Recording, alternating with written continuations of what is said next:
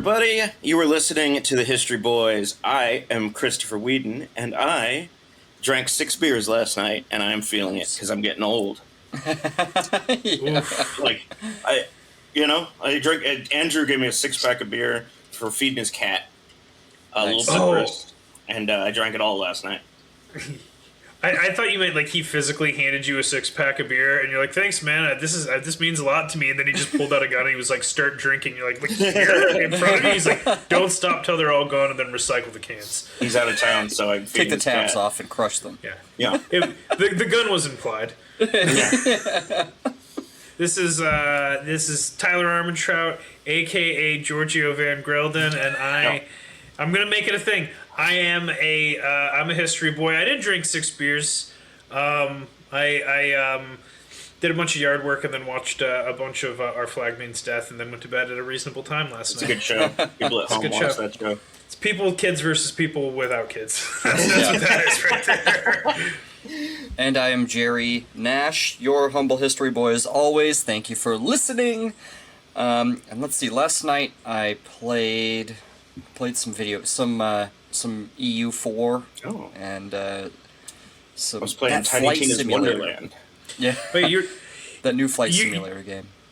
You're the guy. So like we're all talking about the games we're playing, and I'm like, in Saints Row you can dual wield Han Solo's pistol, and Chris is like, I'm playing the new Borderlands, and you're like, all the real airports, man. The fidelity of these airports I'm taking off and landing in is incredible. You guys wouldn't believe it. Dude, I took off in a jet from the airport in my hometown and landed in Boise. It's pretty amazing. You should crash into my house.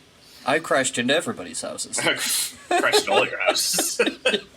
Are you confident in the event that you're on a commercial airliner and the pilot has a heart attack and they're like, does anyone know how to fly a plane? You're like, do you have an Xbox controller?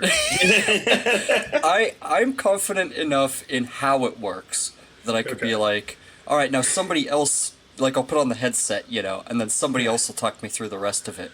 Landing, that's gonna be an issue. That's the part every that you time I need land, to I bounce off the ground.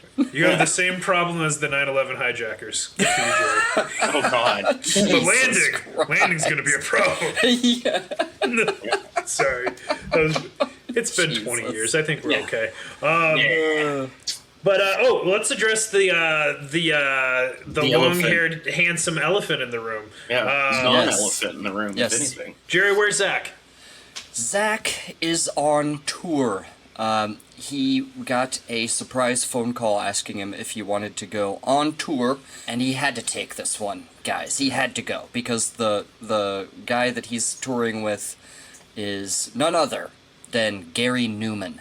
And Gary Newman called Zach. Gary Newman for himself. Yeah. Gary he Newman called Zach personally. He was like, "Do you want to come on tour with me? I'll pick you up in my car." Come on tour with me? He's British, right? Oh yeah. He's one of his Cockney, but they all are. I don't give a shit.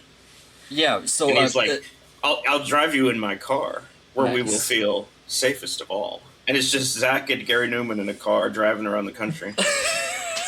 That's not. Where's the rest of the guys? They're gonna meet us there. Zach's like, so where's the rest of the band? Is there a van or is there a bus? He's like, nah, mate. Now he's Australian.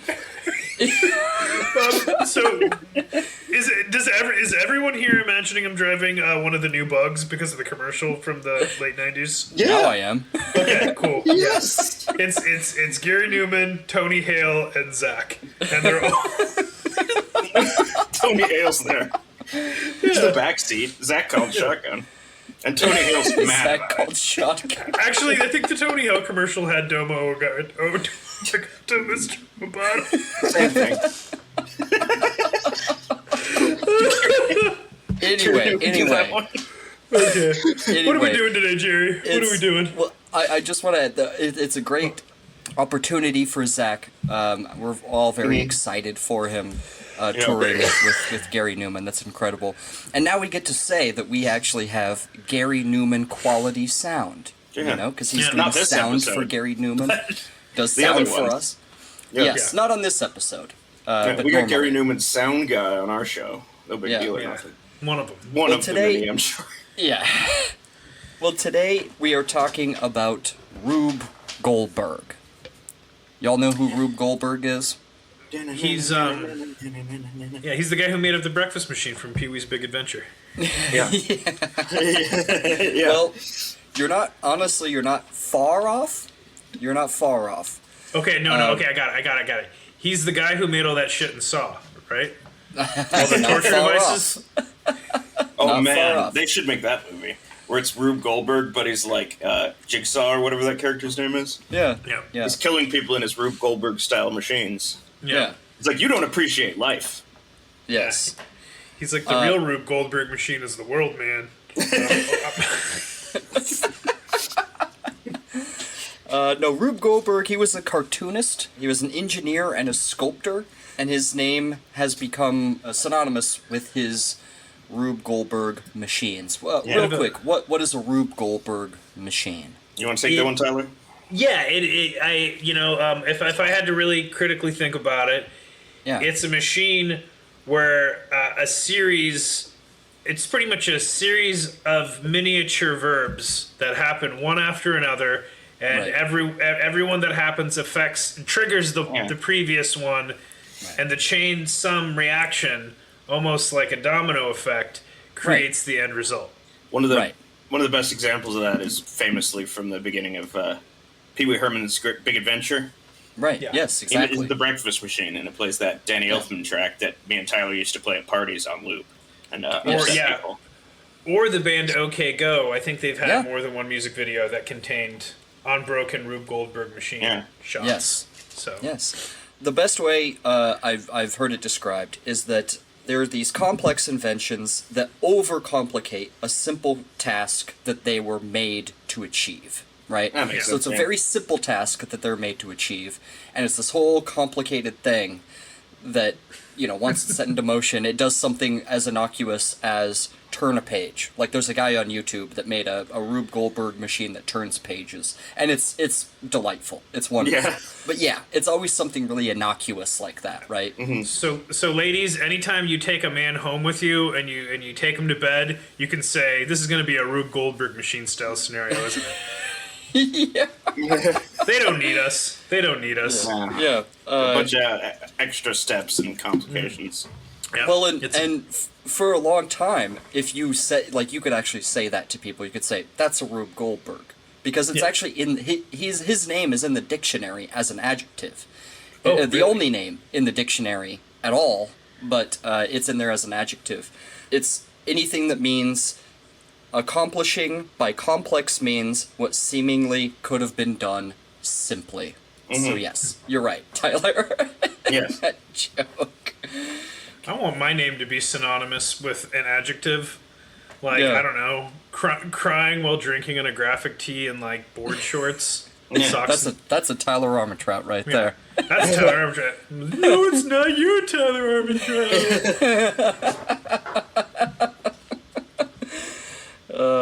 Few books are actually written on the man himself.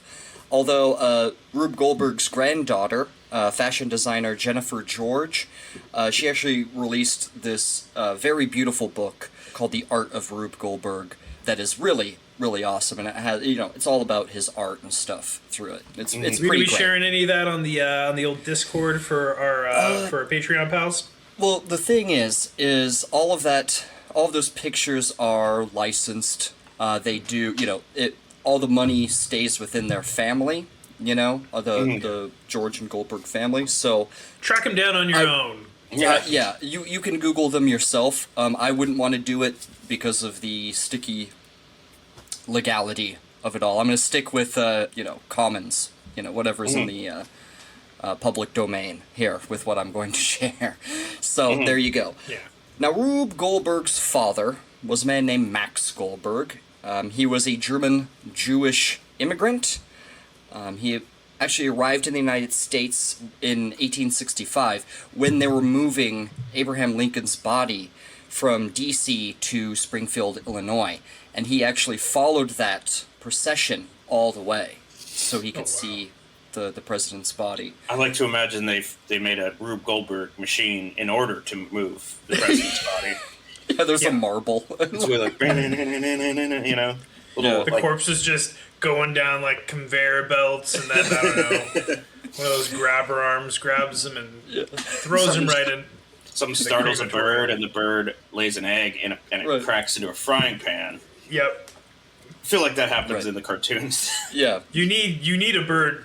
You can't get one of those like hard as nails bend through it birds. You got to get one that scares easily to make sure that it's going to work. Easily startled birds. Yeah. And make sure you don't accidentally get a dude bird because he's just going to shit into a frying pan. Yeah. We've been fooled before. I won't be fooled again. Yeah.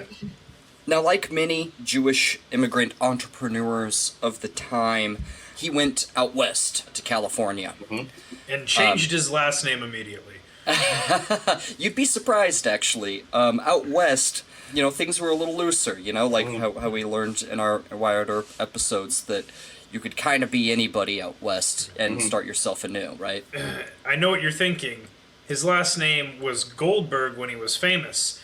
And to that I say, you should have heard his last name before he changed it. Jesus Christ. No, he kept the name, but he actually became really involved in the Republican Party in San Francisco at the time, and actually became sheriff of San Francisco County. Oh. So he may have actually known or met Wyatt Earp at some point, which is interesting. That is, yeah. Now, Reuben Garrett Lucius Goldberg was born July 4th, 1883, in San Francisco. God bless America. Yes, indeed. Almost on the centennial. Almost, yeah. Yeah, missed it by just a few 3 years there. Yeah. Or 4 years. Yeah. Now, as a boy, Rube's passion was drawing. Like, it was almost like a compulsion for him. Like, he was a good student, but he was never not drawing. You know what I mean? Just draw all the time, right?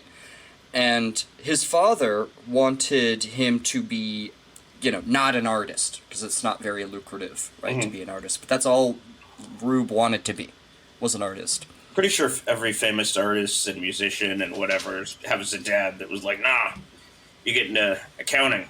Yeah. Yeah, and then they grow up to be the front man for Rush. Right. I don't remember. I mean, like, Geddy Lee. Yeah. I think that, like, I like the anything but the things that you love so much you almost do it, like, as, like, a compulsion. Right. Yeah. Yeah. Don't do that. I mean, unless it's murder or masturbation, I think maybe you should just go with that as a career path. You know what I mean? Yeah. Yeah. Now, Rube never actually had any formal training in drawing, which I think is kind of fascinating. You know, he never took an art class or anything like that. The only thing that he said that he did is he got some training from a sign painter when he was like in his teens, and that was like a real point of pride for him that the only training he had was from like a commercial sign painter. You know, which is pretty cool. Yeah. Yeah, well, I mean, think about how good he could have been if he actually, like, applied himself and went to school. You know what I mean? Could have been, like, a real professional. Yeah. Jesus. Rube actually attended and graduated from the sort of, at the time, elite public high school, Lowell High School, which at the time was a heavily Jewish high school, actually. On the insistence of his father, he attended UC Berkeley on an engineering degree. He was going to be an engineer. Mining engineer, actually. And so, yeah, he started UC Berkeley in 1901. He would go until 1903 or 4. I heard a couple of different things as far as that goes, which is kind of odd. But while he was there, he had a professor named Frederick Slate. The best way to describe him is that he was this dry, you know, engineering man, and he wanted to ask stupid questions to see what he could get out of the engineering students, right? So, like, these absurd questions that make you think about these things and, you know, make you realize that there might be an easier way if you thought about it differently, outside of the box kind of a thing. So he had this machine called the Barodik. It was meant to measure the weight of the world, right? And he would always ask him, can you actually weigh the world? Put it on a scale. You turn your scale upside down. Right. The answer is actually fairly easy to figure out. You can bounce something off the ground and time it, and then you plug it into an equation, and there's the Earth's mass, right? Because the Earth doesn't have a weight, it has a mass, right? Yeah. So it's easy to find out, and yet does sort of fluctuate on any given time of the year, things like this.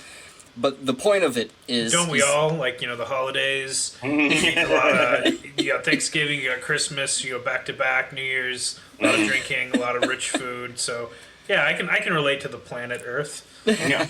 Will fluctuate in mass over the course of a year. Yeah, but the point is like, don't overthink it.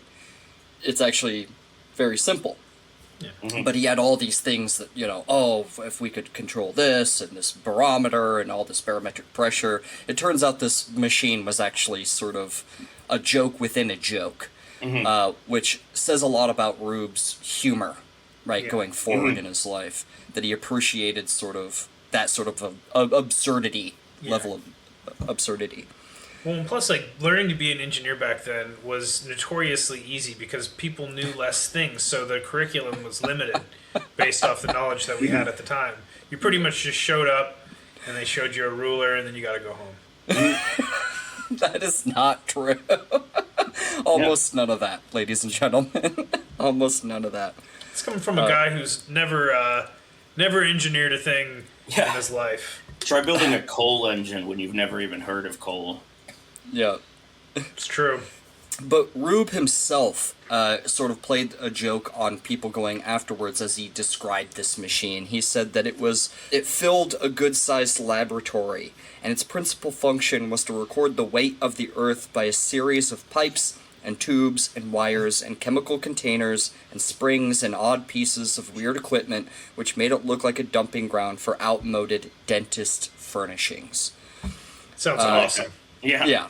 It turns out it was this little thing, it was really stupid, and it was just sort of playing a joke on his students. If they waited 80 years, they could use it as a set for a music video, and it would probably be super popular. Just shoot music videos there and have it all going in the background with all these tubes to nowhere. Or use it as a set for a science fiction movie. Well, the thing, it never really existed. What Rube was doing was he was making up something to trick people later on, because it was actually this small sort of device that led you to overthink things, much as what he was doing. It was a joke inside another joke. So, bit of a hat on a hat. I'm getting incepted by Rube Goldberg right now, I feel like. I don't know. It's sort of genius, But right out of UC Berkeley, he got an engineering job working for the city of San Francisco. Oddly enough, working in their sewer pipes, sort of designing how the sewer pipes were going to work in San Francisco. He's going to make them less efficient, oh no! Yeah. There's a marble up here, and it drops. These pipes are way too efficient. We need to add more steps. Yeah. Have you considered having a bird lay an egg as part of the process? Chris, I'm starting to think that the only Rube Goldberg thing or at least I can recall, is a bird laying an egg onto a bird getting startled and laying an egg onto a frog. I feel like that exists somewhere, doesn't it? It does. Oh, I guarantee it it absolutely does. There's a small chunk of dominoes at some point too. Yeah, there's some. It's there's a couple dominoes, but it's kind of like condiments on a sandwich. If you have too many dominoes, it's gonna be a domino effect, and it's no longer gonna be a Rube Goldberg contraption. So you can only have so many dominoes. You know what I mean? It's a little string of dominoes. Yeah, it's a little string of dominoes, and then it's I don't know. One part it's a mousetrap, and the mousetrap bounces and knocks a ball down a thing. Yeah. Not to be confused with the game Mousetrap that actually involves a Rube Goldberg contraption as a core feature of the game. But no one's ever actually played Mousetrap because everywhere you ever go that has a copy of Mousetrap, somebody lost it and nobody knows how to set it up, and then you just end up playing Monopoly. Yeah. I used to play Mousetrap. Really? And is it fun? It's just kind of a basic board game. Oh.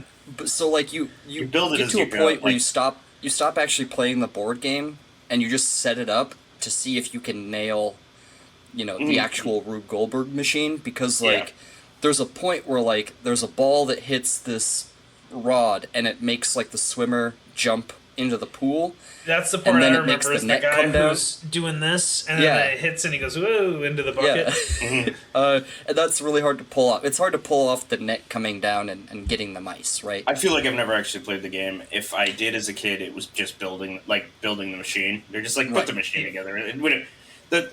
Ironically, the actual playing the board game is the, inefficient part of simply just building the machine. So it's an added layer of Rube Goldberg just having a board game involved around it. Yeah. It's a double Rube Goldberg, if anything. Got double rubed. You got double rubed. I also want to say, for people that might just be joining us for this episode, because a lot of things Rube Goldberg are sort of marketed or centered towards children. Our show is not for children, except for, there's some cool parents out there that will watch it with their kids. But I just want to get that out of the way as we continue. They're like, oh, here's a podcast I could teach my children about Rube Goldberg, and we're all talking about, like, penises. Yeah, exactly. Genitals. Just want to throw that out. Certain fluids. We're gonna indoctrinate your children into being gay. Yeah, I'm not even gay, but I can do the indoctrination. Hey, children at home, have you heard about being gay? Yeah. It's pretty cool. And the only thing cooler than being gay is being a Scientologist. Let me tell you. A Mormon Scientologist. Yeah. Yeah. It's a specific sect where they got together and were like, let's take the best of both worlds. We contain multitudes. Well, Rube worked at that job for about 6 months, and he hated it. He did not want to work that job anymore. So he told his father that he's not going to be an engineer anymore, took a massive pay cut, and decided to follow his dream of drawing. So he actually went to work for the San Francisco Chronicle. They paid him a fraction of what he was making with the city. But he actually had a sports column where he was drawing pictures of, like, the sports events. Because newspapers found out that if you had more pictures in your newspaper, they actually sold faster, right? Oh, yeah? They sold better. That's why you put pictures of Spider-Man in there. Yeah. You can put pictures of anything, but pictures of Spider-Man are probably going to be the best. Yeah. Did you draw pictures of Spider-Man? No. The thing is they would send him... So he didn't work for J. Jonah James. No. Hey, well, the thing is, Chris, is that Spider-Man didn't play any sports. Right. Well, yeah, he can't because he would have won. He would have, Yeah. It would advantage. He'd get a little worked up, and he'd, like, jump across the football field, and people would be like, well, that was inhuman. Are you Spider-Man? And he'd be like... Yeah. No, I'm Teen Wolf. Yeah. And then he's got 2 eyes on his hands. He's like, no, I'm a Teen Wolf. Oh, okay. But you didn't have to send somebody to a sporting event with a camera. Like, the idea back then was, our guy doesn't even need a camera. Yeah, he can draw it. He'll just draw it, so... That seems unnecessarily complicated, too. Perfect. Well, cameras were more complex. Cameras weren't the same. I get that. Yeah, back then it was different. It's like cameras, why didn't they just take a picture on their phone, Jerry? Yeah, right. He had this to say about his early work. Quote, I drew sports cartoons, not because I was enamored of prize fighters, ball players, or hammer throwers, but because there was no other form of cartooning open to starry-eyed beginners. He's like Hunter S. Thompson. Yeah. He's a sports writer. Hungry for it. Yeah. Yeah, he's hungry, he wants to, like, make they also did a bunch of drugs and fired guns out in the California wilderness. I don't think Rube Goldberg did that. No, he didn't. He built a very complex machine that would fire a gun in the air. And, and do drugs. And drop acid into his mouth. It would startle a bird, and then that bird... No, that's how you get the bird startled, is you give it LSD. It's going to be laying eggs all day. Freaking out, man. How come farmers haven't just been doing that? The bird doesn't know what LSD is. It's fucking flipping out. This bird has no chill. For birds. Yeah. We're gonna turn you into an egg-laying machine. This episode's bringing out our silliness. Yeah, big time. He was there until 1907 when he actually moved to New York. But what's crazy is that there was a massive earthquake in 1906 that destroyed much of the city, and it's kind of a story for a different day. But I wonder if that earthquake had something to do with his move to New York City. I don't know. It's a speculation. There's like, no one fuck has this actually place. written the definitive book on Rube Goldberg yet. Well, so I don't know. he saw a building fall over, and that building knocked like a ball down a ramp, which I guess scared a bird. I'm just putting that in every time. There's a bunch of birds on the telephone pole, and it scared them all, and they all egg. There's all these dudes with frying pans underneath, and it hit the frying pan, and I mean, I guess what happens after it hits the frying pan? Then you just gotta. I guess that's it. You eat the egg, right? Yeah. Yeah, It cooks an egg. That egg is the final part, I guess. Yeah, most of the time in these movies and stuff, the whole goal is that it cooks breakfast for you, right? Yeah. Breakfast machine, cracks the egg open. And it's all like... Or there's a gun on the end that shoots you. Is that literally from Family Guy? Yeah, It's like, what's the point of all that? It just that shoots you. Yeah. Oh, that's a good joke. We should have come up with that. The funniest thing about that moment, and I'm just gonna Family Guy reference, first ever, I think. Yeah.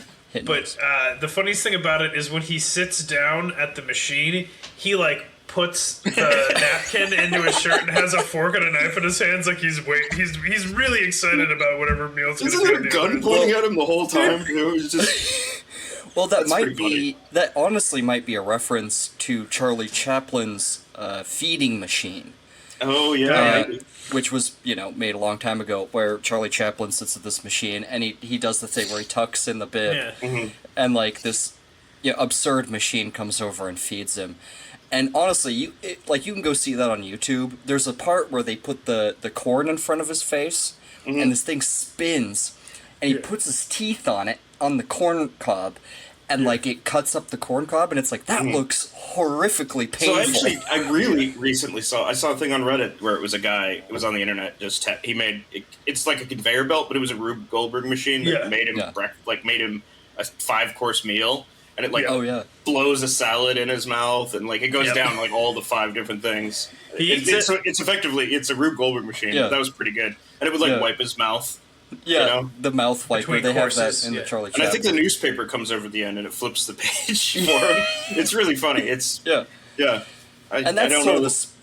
of the spirit of Rube Goldberg. It's supposed to be sort of zany. It's supposed to be sort of funny. I love it. Yeah. Now, when he got to New York in 1907, he actually found employment again as a sports cartoonist with the New York Evening Mail, and he certainly, absolutely knew Bat Masterson. Oh, well, which is pretty nuts, right? Because, I mean, not only through, he would go to the same sporting events that Bat would go to. He was also in the, New York journalism scene, totally. of the time. Yeah. This was in the later course of Bat's years, right? Yeah. I know, I listened to the episode. It was his second act. Which is pretty interesting. Yeah. Do you think he really enjoyed those zany machines that he drew? Did he ever sell those? I don't know. Nothing I feel exists. like Bat Masterson, did he have much of a sense of humor? I feel like he talked a lot of shit. Yeah, because he would talk hella shit and it was super funny.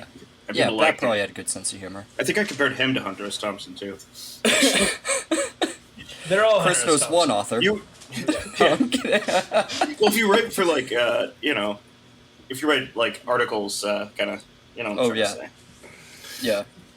Now, the New York Evening Mail was a part of one of the first newspaper syndicates, right? And syndicate just means, that they had reprinting rights, to reprint stuff in newspapers across the country. And they sold drugs?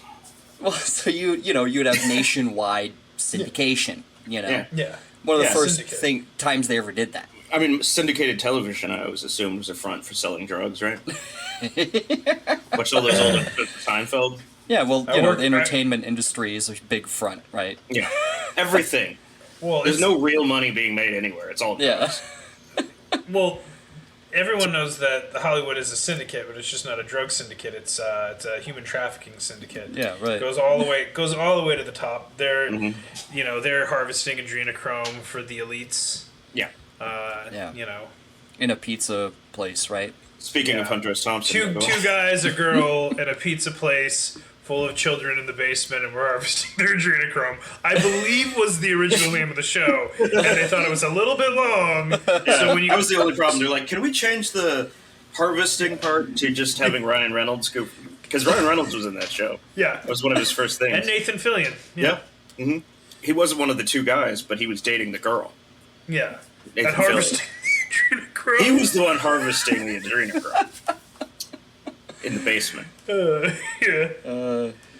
yeah, Rube actually had pretty wide distribution, so a lot of people knew who he was. He actually started to get famous rather quickly.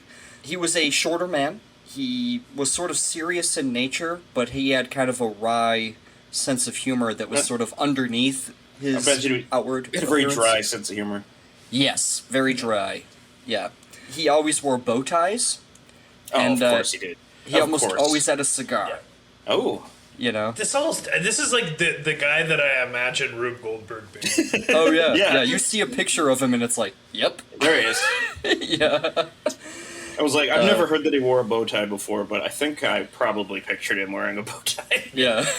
Did he wear suspenders, or am I just turning him into Larry King? Oh, no, he wore suspenders for sure. Like, when he was sitting at his drawing desk, you know, I have pictures of him. They didn't have belts yet, so how are you going to keep your pants up? Well, the engineering know-how hadn't been cultivated yet, so they were like, They had a needlessly complicated system for holding your pants up called suspenders. Yeah, you had to make different pants. Mm-hmm. You know? Now, at this time in the newspaper world, there was the Hearst newspapers, William Randolph Hearst newspapers. I'm familiar. And then there was the Pulitzer newspapers. Not familiar with that name. Yeah, right? Yeah, maybe you've heard of it. I wonder which ones are the legitimate journalism. They were both yellow journalism. Both of them were. Oh, no. In fact, Pulitzer actually invented, with his own papers, the yellow journalism. However, he saw the implications of yellow journalism because Hearst just did it better than him, that he felt so bad for it that he came up with the Pulitzer Prize for good journalism. Because he was like, we have to stop this.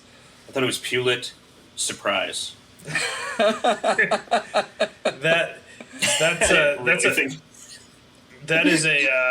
when he jumps out of a box at you. Yeah, he jumps out of a box and he tells you some sensationalized news story, and over time it's turned into he jumps out of a box and thanks you for being an honest journalist. Yeah, because it used to be he would jump out and be like, they're harvesting adrenochrome, and they're like, Now he's like, he jumps out of a box and he's like, thanks for not erasing the Armenian Genocide. And, Making up a war with Spain. People are mad at Moon Knight because it mentioned the Armenian Genocide. Oh, yeah. Which happened. Yeah, there's some Armenian Just people putting who that are out like... there. If you're listening to our show... Yeah, we were on vacation during that period of time. It was a special military operation. Story for a different... The entire country was... everybody was on vacation. I don't know what you're talking about. Yeah. There was a push and pull between the Pulitzer papers and the Hearst papers, and they would try to poach each other's journalists or cartoonists, because some people would buy papers for the comics themselves. Like, especially when they started making, like, the story of certain comics week to week, so, like, you had to get the newest paper to continue the story. What was that one with the Prince? That one, I think we're really young. It's like... Yeah. That was an older one, too. That was a reprint. Yeah. I wouldn't... They don't... what I mean is they don't show those anymore, but I remember they would reprint them in the newspaper, and I was like, just show me Calvin and Hobbes. Right. Yeah. Which was great. Calvin Hobbes is amazing. I'm not.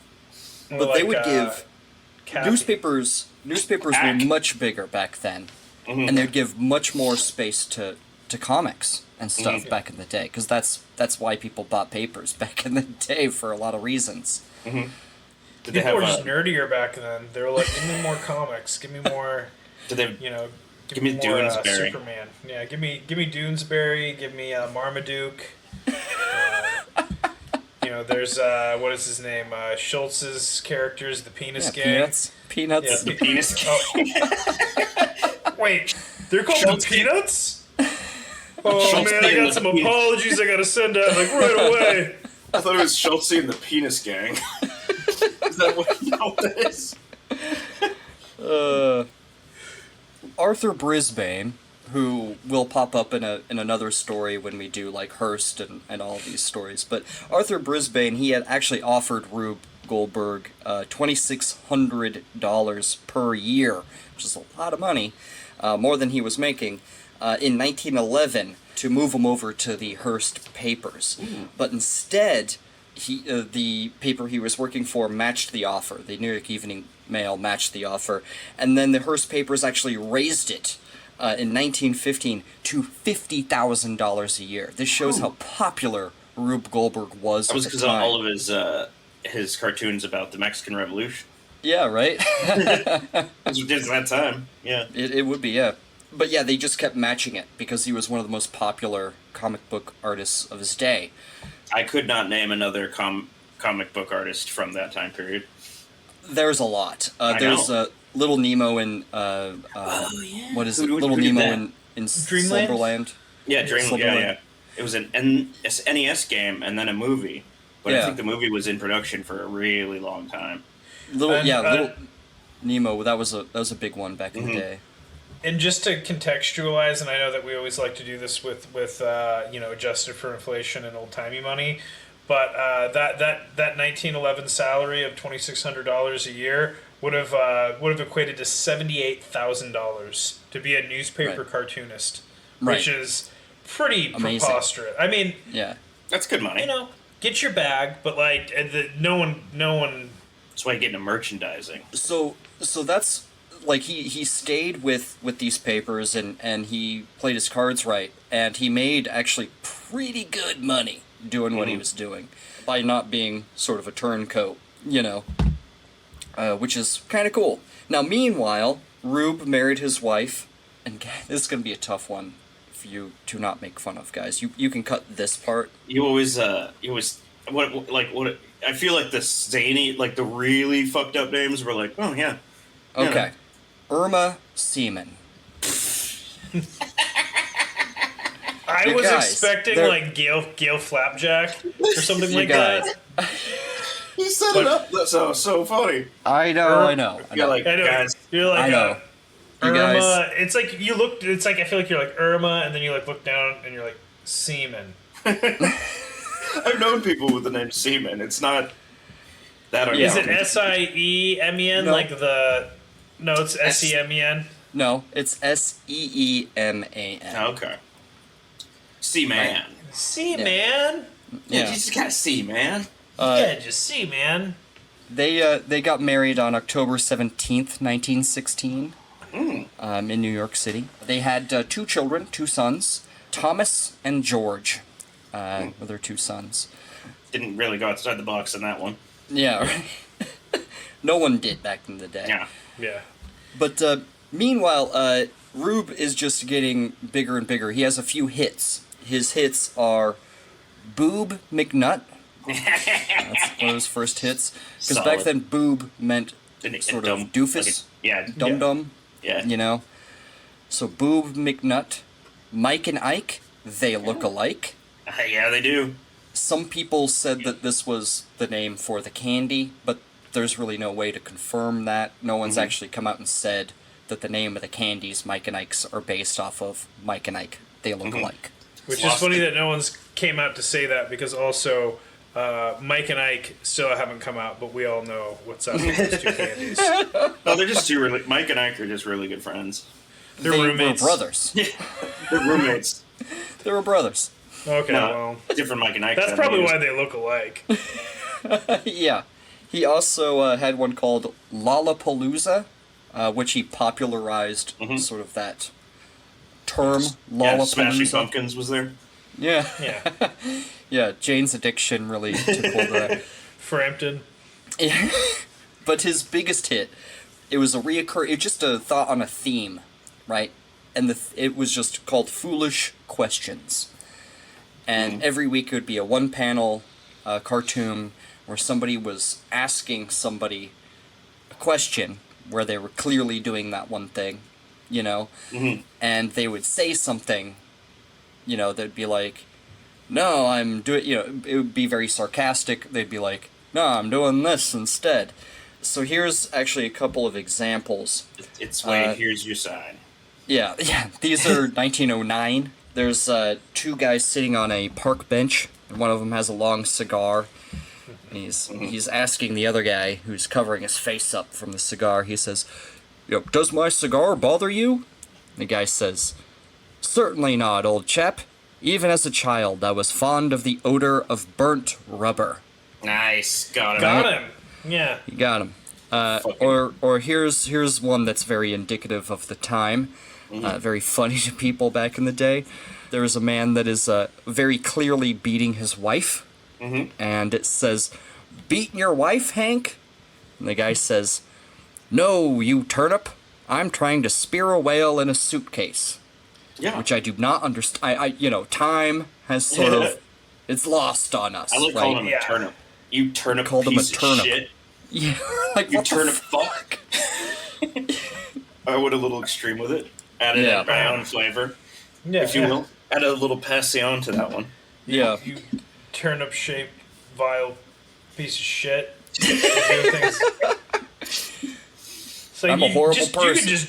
You can just drop the turnip at that point. Well, that's what they did. That's why we don't say that anymore. They were like, you just leave it in the piece of shit part. That's the part that really stung, you know? Yeah, the hardest part of calling someone a turnip is they don't really understand how much you hate them. So you gotta be like, you fucking turnip piece of shit fucking asshole. Yeah, and then over you have time... to add a bunch of shit to it. Yeah, you gotta...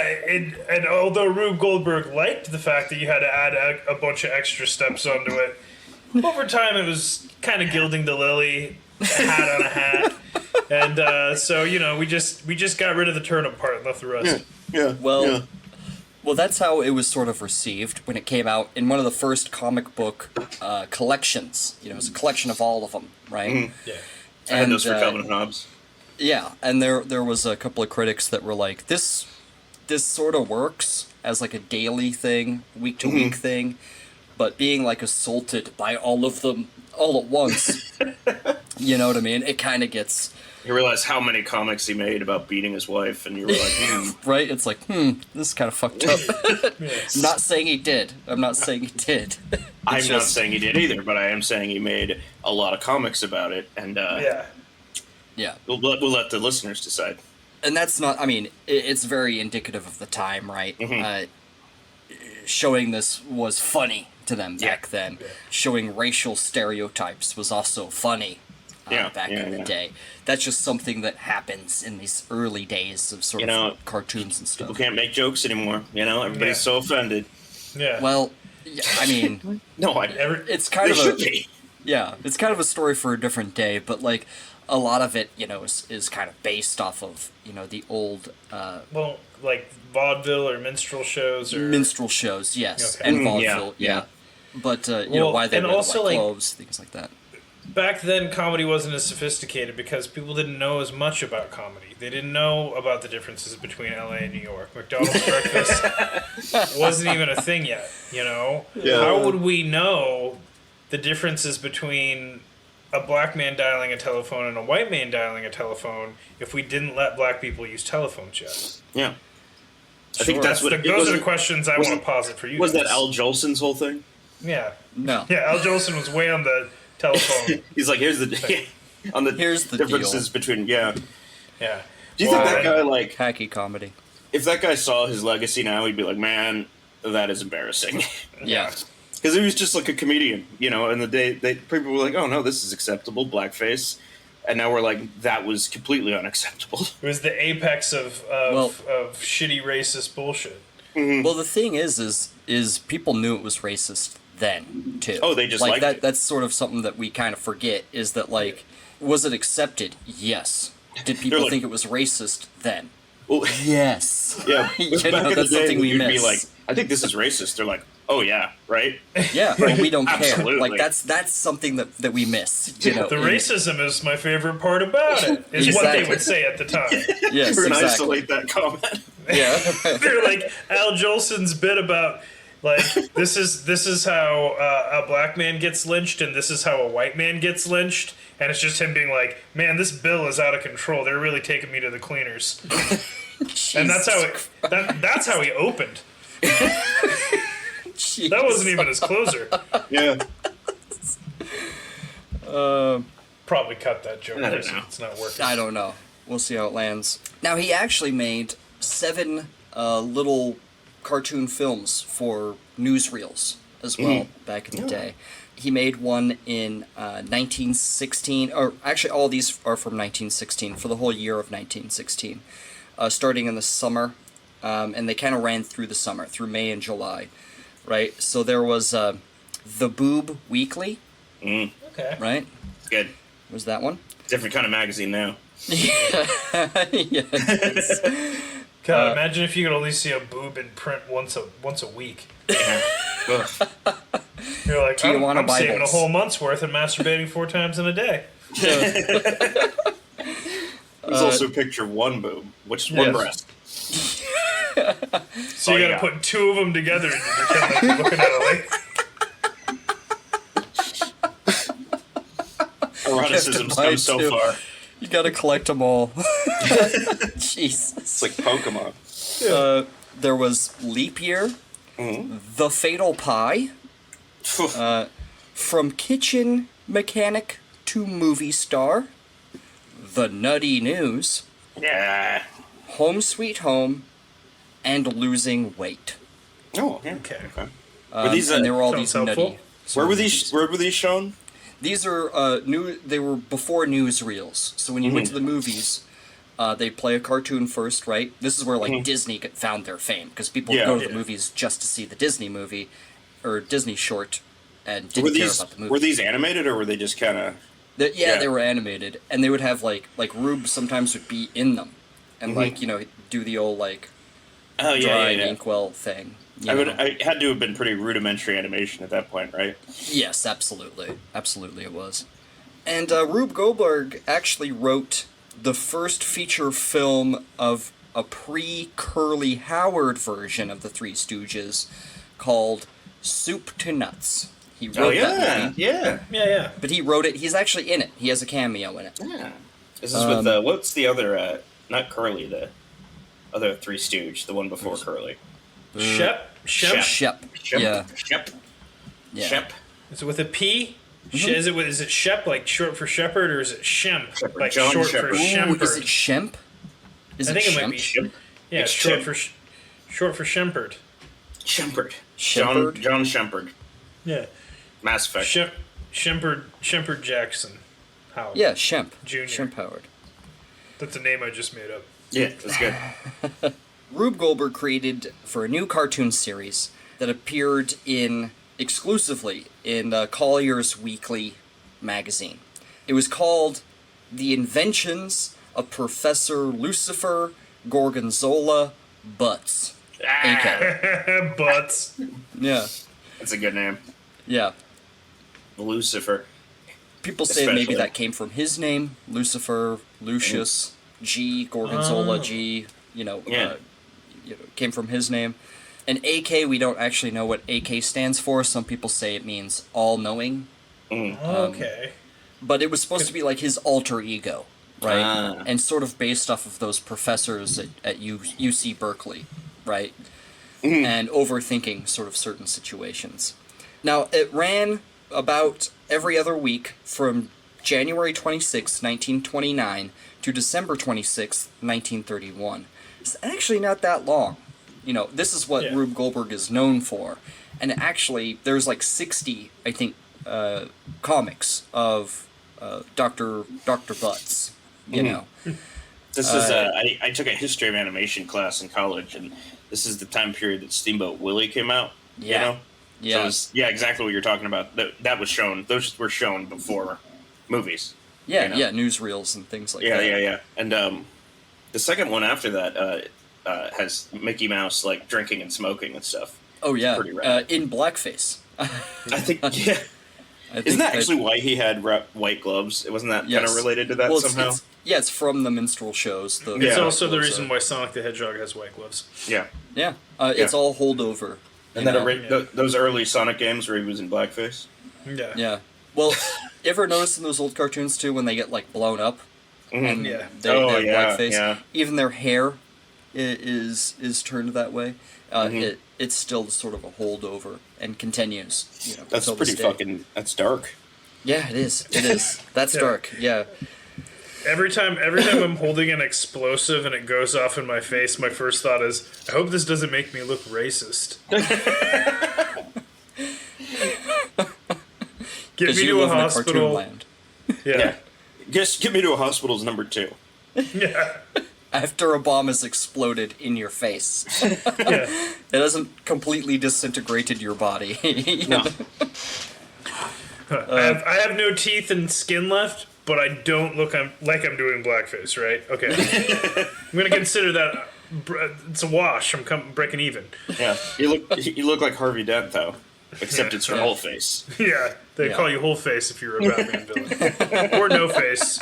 No face at all. Yeah. We have to focus test these.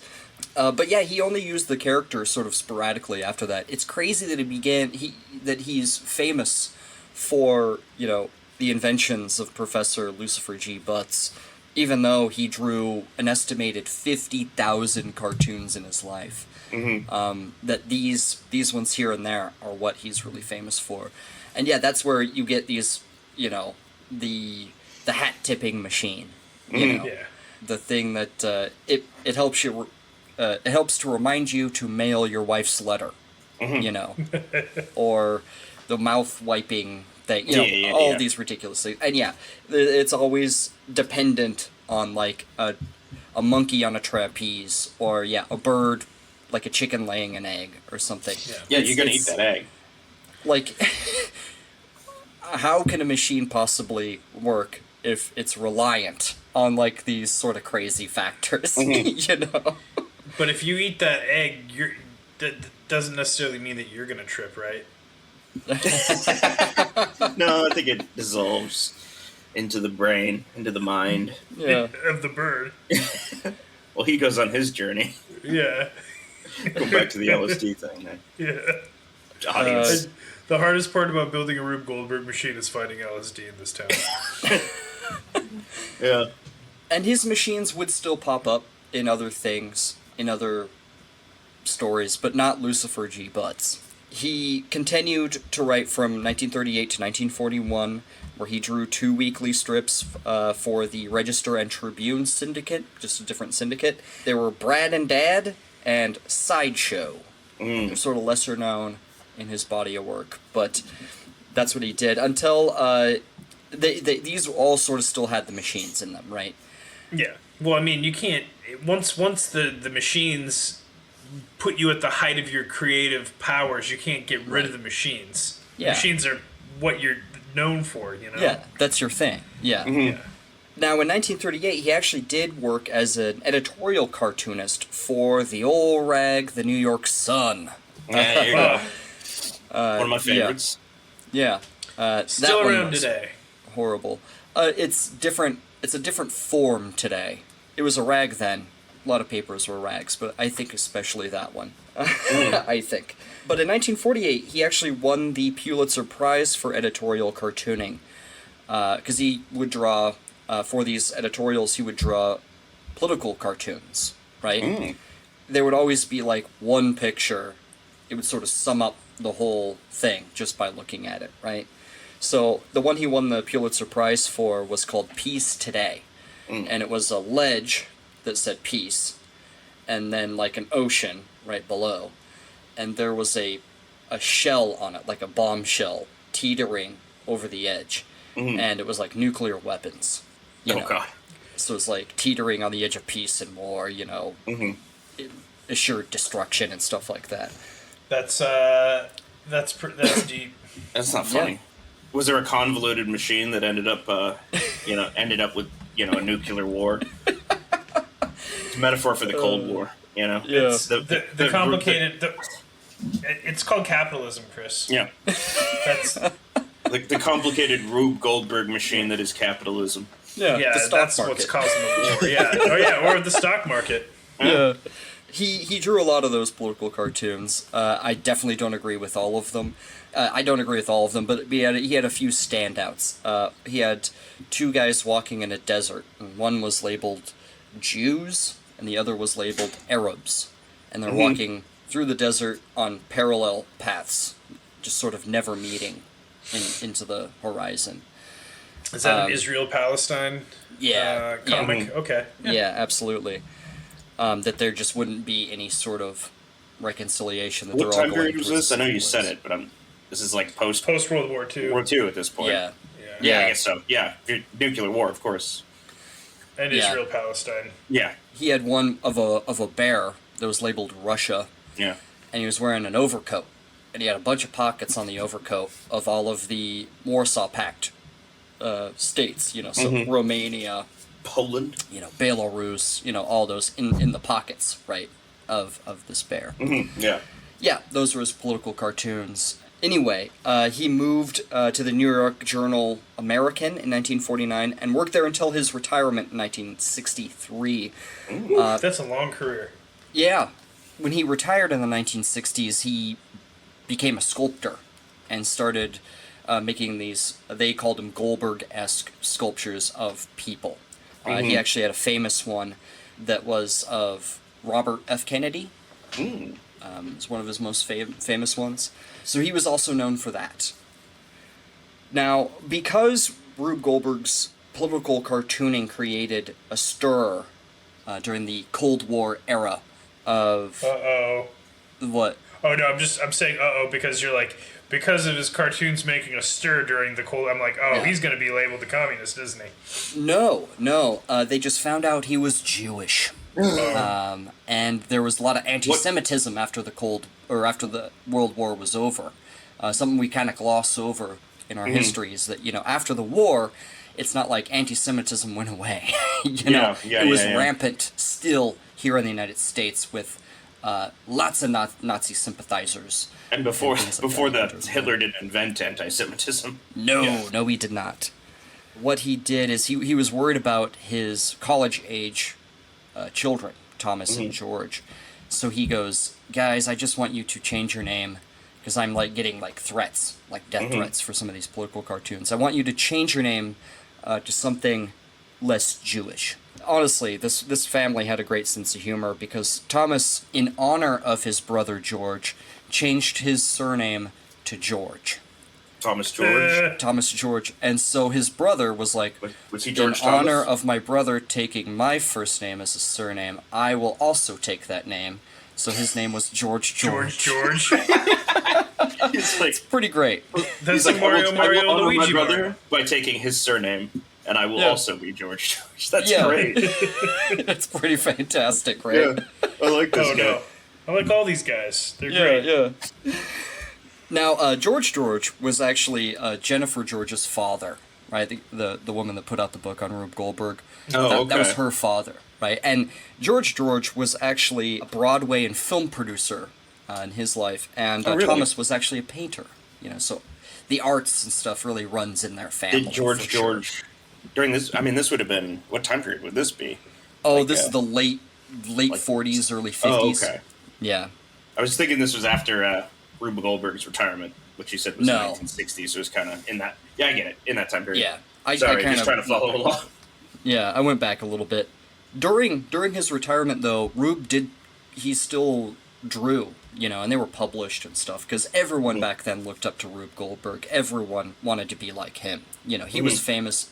People would recognize him going, down the street and stuff, Well, that's Rube Goldberg. Yeah.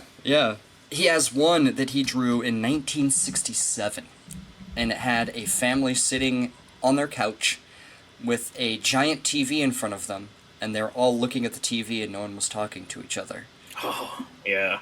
1967. Wait till they get that's iPhones. Yeah, right? Now we have people that are like, instead of watching TV, they're all on their phones. Well, it's... Yeah. Look at all these people watching the same screen, sharing in a communal experience, but not discussing it. Let's make Right. it even more isolated and give everyone their own little TV.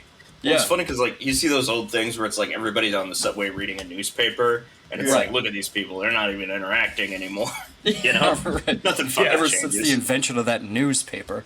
Yeah, or the radio or whatever it is. Yeah, Yeah. I think about it the other way and think about back before when you were forced to interact with you.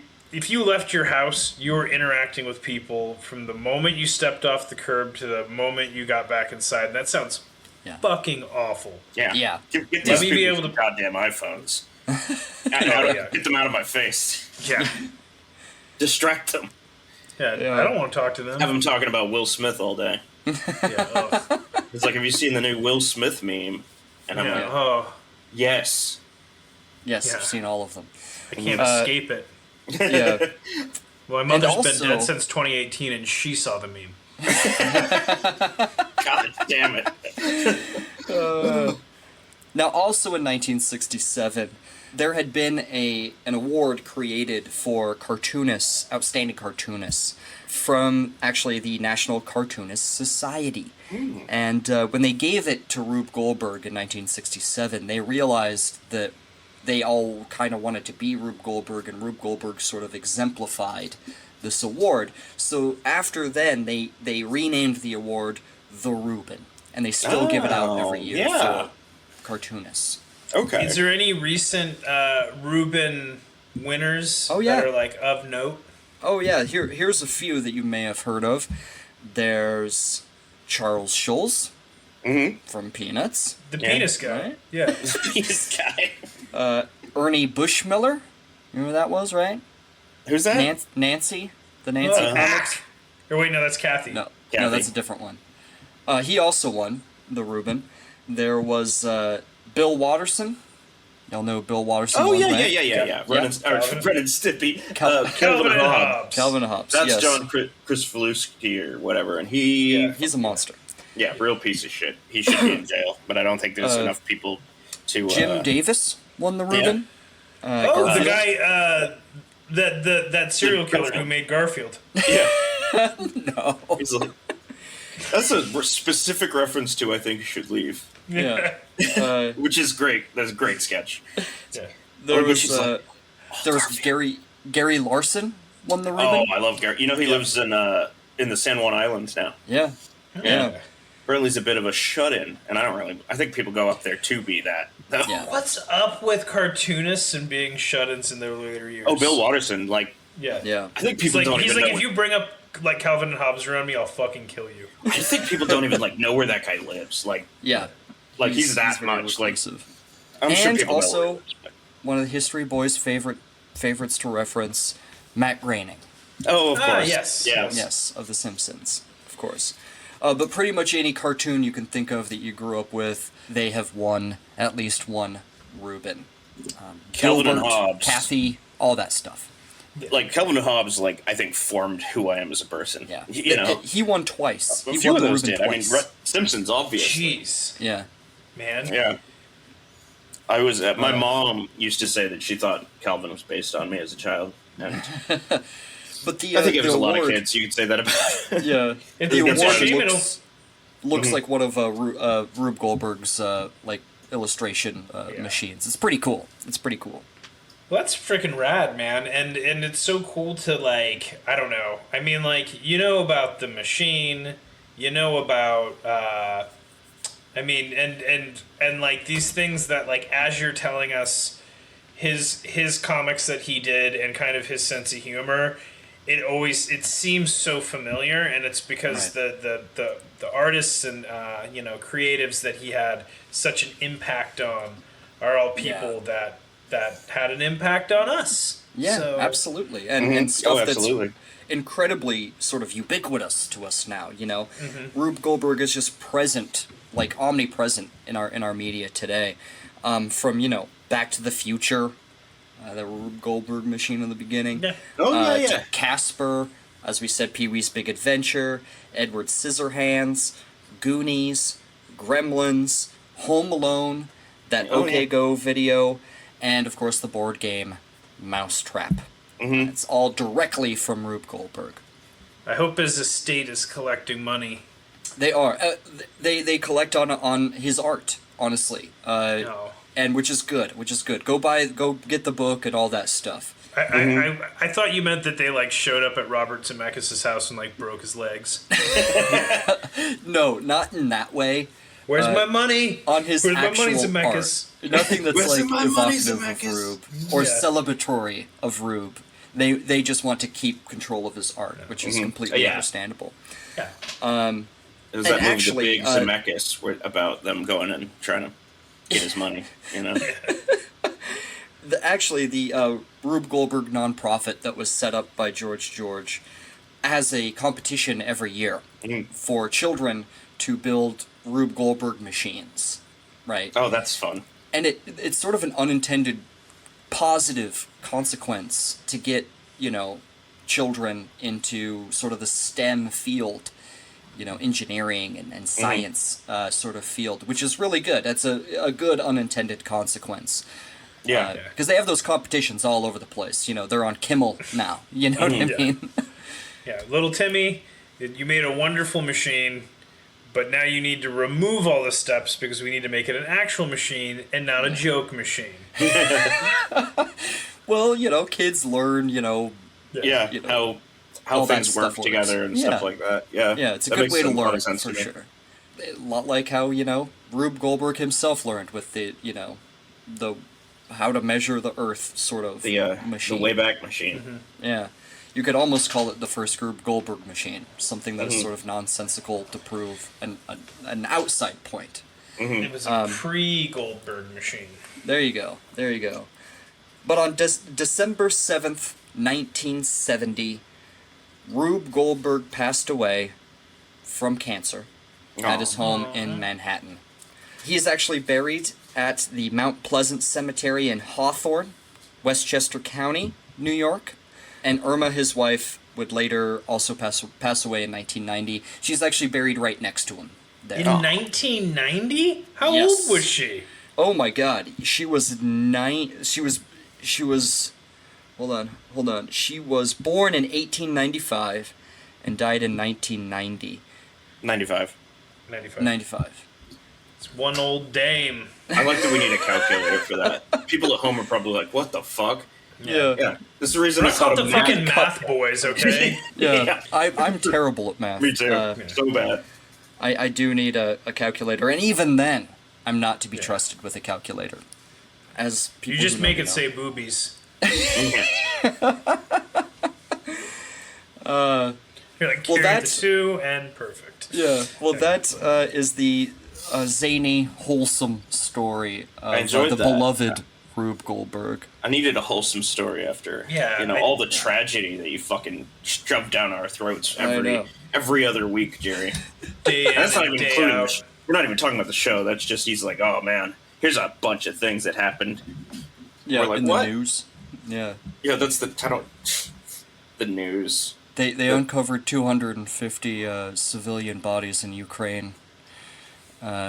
Ukrainian civilian bodies. Yeah, thank Anyway. you. Yeah. Yeah, oh, Things are going jeez. really great over there. It's fucking, Yeah. what a fucking shit show. Just figure I... We stand with Ukraine. I just want to say that. Absolutely. Slava Ukraini. Also, as I Estelle believe how you say Harris it. died. Did you guys hear about that? yes, Estelle Harris. yeah. Yes, pour one out for Estelle Harris. You know, George Costanza can George- officially become Batman. because yeah. Both of his on-screen parents I, have passed away. Yeah, I like Seinfeld. She was so great. Yeah. Always Oh, yelling. absolutely. You're not giving away a water pick! Remember that? Off I camera. feel like you made the voice you used wasn't. I can't do voices. I can't do it Yeah, Estelle. that's true. Yeah, What are we, Estelle the voice Costanza. boys? Yeah. The voice boys, the math boys. No. Yeah. No. Well, rest in peace, comic legend, and that goes for Estelle Harris, and it also goes for Rube Goldberg. Yeah, yeah. The topic of today's show. And I he just, has a really cool family that are still around to this day that carry on his name lovingly. Even though they changed yeah. their names. Are there Well, still Georges, or did they go yeah, back? they're still Georges. Yeah, yeah. They never Jennifer went back to George. Goldberg. Yeah, Yeah, I guess you want to keep, like... Yeah, that makes sense. But she, like, remembers her grandfather. Like, it's pretty cool. It's pretty cool. Like, she kind of grew up not really knowing who her grandfather was and then rediscovering him later. Oh, that's really It's interesting. pretty interesting, yeah. Yeah, 1970 isn't that long ago, you know? No, but long enough, you know. It's getting farther away. When I was a kid, wasn't alive.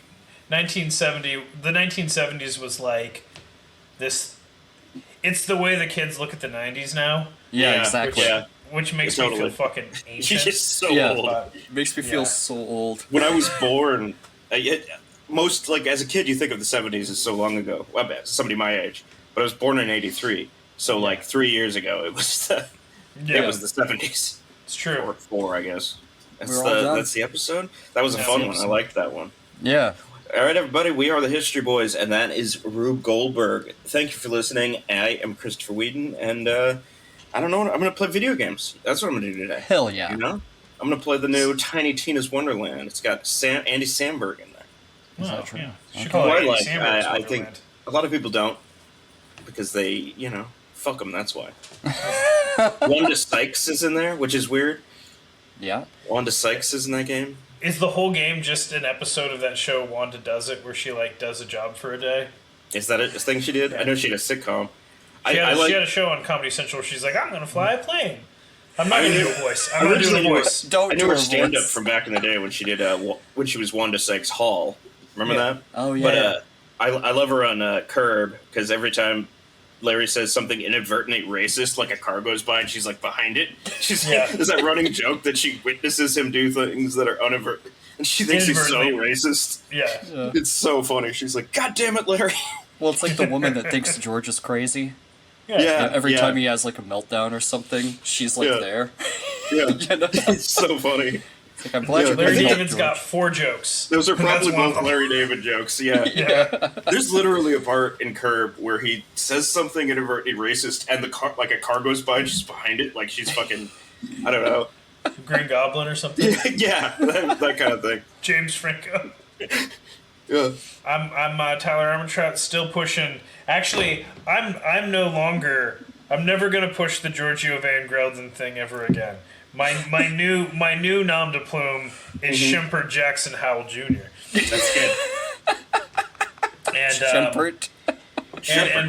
and while I have your ears bent, I'm gonna remind our listeners at home that a new episode of History Boys presents the Tyler Armentrout Project, featuring Christopher Whedon and Zach Meck, is up for our Patreon subscribers at the $10 level, along with all of our bonus content. So if you listen to the show, you like the show, you want more of us, we got more stuff for you to listen to. So you just hop on there. You can do that. If you don't want to do that, but you want access to the Discord so you can chitty chat with us to your heart's content, you can always hop on at the $1 level, hop on at the $5 level. You get a shout out in the show, you know, like so many of our fans before. That's not the only way to support us. You can always give us a 5-star review on Apple Podcasts. You can give us a positive review on Spotify, or you can just shoot us an email at historyboyspodcast@gmail.com and let us know what we're doing right, what we're doing wrong, suggestions for episodes, and everything in between. We'd love to hear from you. Yeah. Indeed. And I am Jerry Nash, your humble history boy. As always, thank you so much for listening. Let's see, Mr. Armentrout, take us out. Love you, bye. And it's really all the same thing. We had a lot of fun. We'll see you next time. Or I guess we won't, whatever.